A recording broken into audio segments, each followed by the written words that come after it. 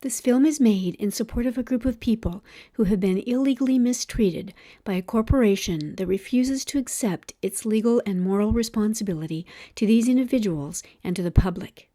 We are asking you to watch this film with the hope that you will do something to help resolve this situation in a way that is fair. Here's the story.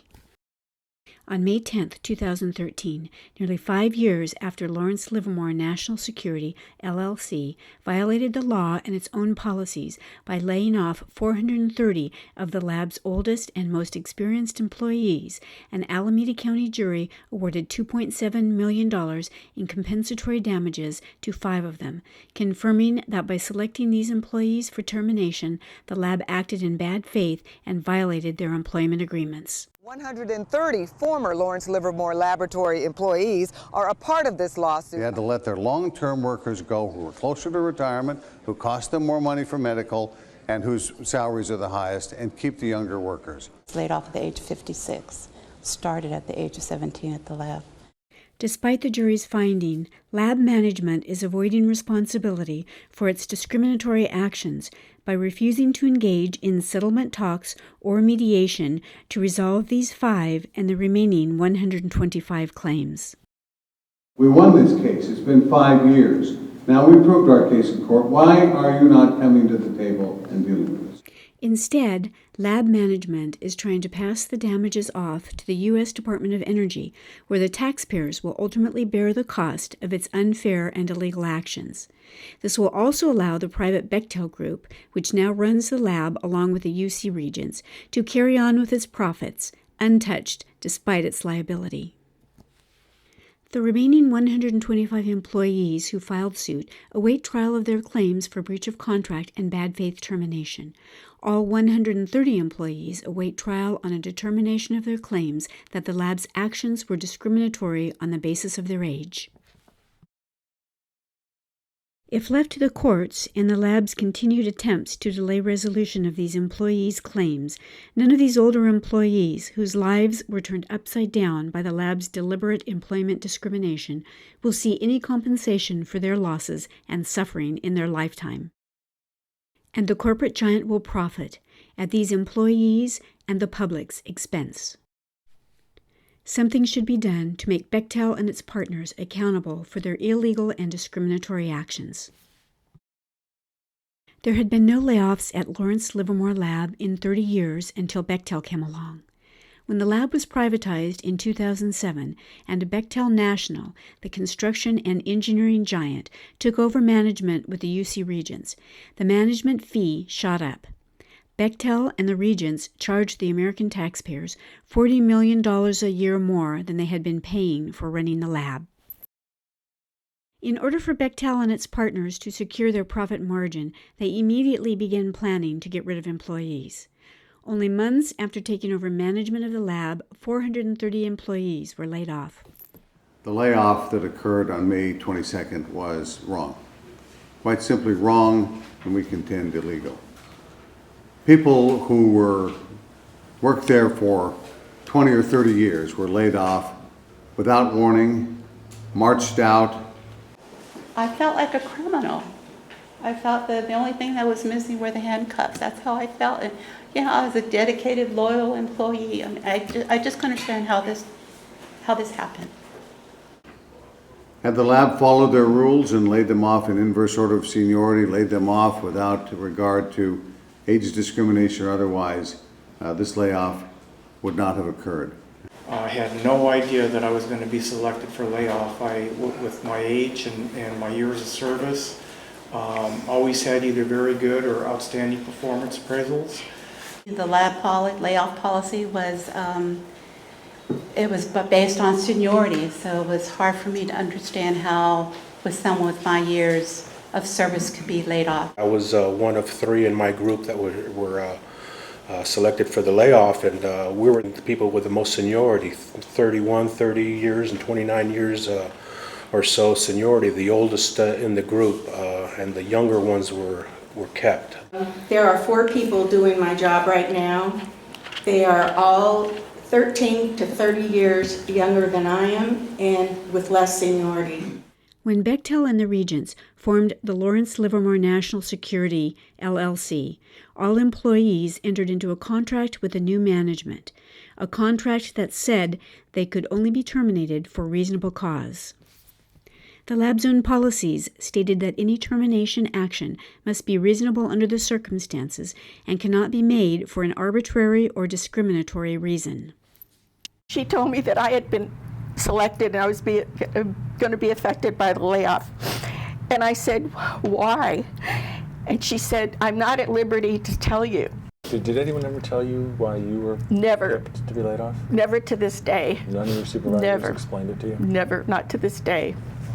During the recent 2-month trial, plaintiff's human resources expert testified how the lab failed to substantiate the reasons these employees were targeted for layoff. There was a stunning lack of documentation for a committee with these essential functions that I don't recall ever having seen this little documentation in a situation of a layoff. Typically for a variety of reasons, to establish fairness, to make sure that there's no discrimination. You typically see considerable documentation for any decisions that are made that could have impact on the careers of people. I asked several times, why was I being laid off? And all Kelly would say was that it has to do with your 4th-digit classification code. And I said, how does a person that's been working here for 38 years, seniority without that, and it was like she was programmed to say, 4th-digit classification, that's all she would say. According to Dr. Robert L. Siviak, a physicist and former national security analyst at the Office of Management and Budget, Lawrence Livermore National Security manufactured a budgeting crisis to justify the 2008 layoffs. In a sworn declaration filed with the court, Dr. Siviak stated, "In my opinion, Lawrence Livermore National Security's claim of a $280 million budget shortfall was likely made in an attempt to get increased funding from the administration and Congress." Only Lawrence Livermore National Security took it another step. They used this phony budget shortfall as an excuse to lay off hundreds of workers for reasons not related to the budget. Lawrence Livermore National Security had sufficient funds to avoid involuntary layoffs. The jury agreed that plaintiffs were laid off without good or reasonable cause, and that by targeting them for layoff, the lab breached their employment agreements and acted in bad faith. According to the jury foreperson, the jurors were suspicious that the lab lacked documentation for many of its layoff decisions. She also said that the jury was swayed by evidence that lab management didn't implement its layoff policy the same across the board. Lastly, she stated that in seeing a list with the ages of those laid off, it was apparent that they were all older employees. Although the issue of age discrimination will be left for another jury, there is substantial evidence that lab management deliberately let go its older, long-term career employees and replaced them with younger workers with less seniority and less pay. Many of the replacements were at-will, flex-term employees who were required to be laid off first under lab policy. At the time that I left, there were 3 flex-term employees. During the trial, there was testimony that one of the lab supervisors said, "They're making me get rid of all my seasoned employees and leaving me the babies."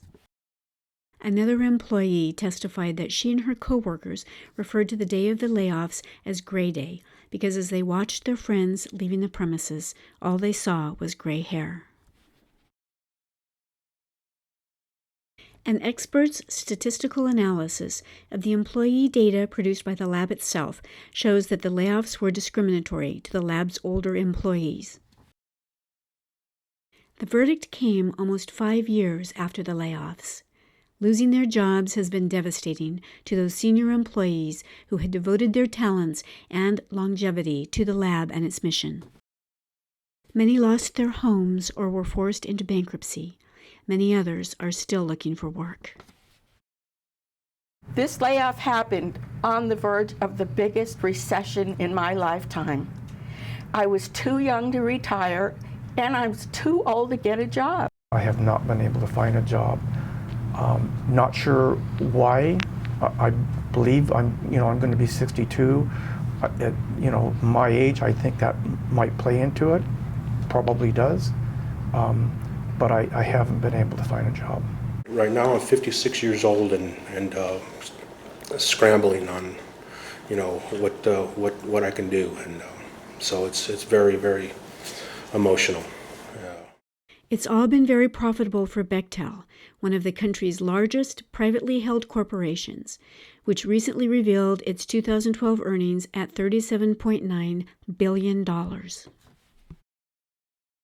We ask that you take action to make Bechtel and its partners accountable for their conduct for the sake of these employees and the public. If you are a member of Congress, hold Bechtel and the UC Regents accountable.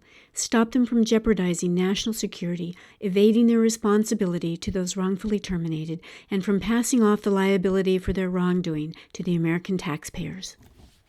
If you're in the media, please use your influential voice to expand the reach of this message. If you're a consumer, tell your representatives and senators to stop the loss of experienced scientists, researchers, and professionals in a field that impacts our homeland security. Ask that the American taxpayers stop bearing the burden of Bechtel's profits.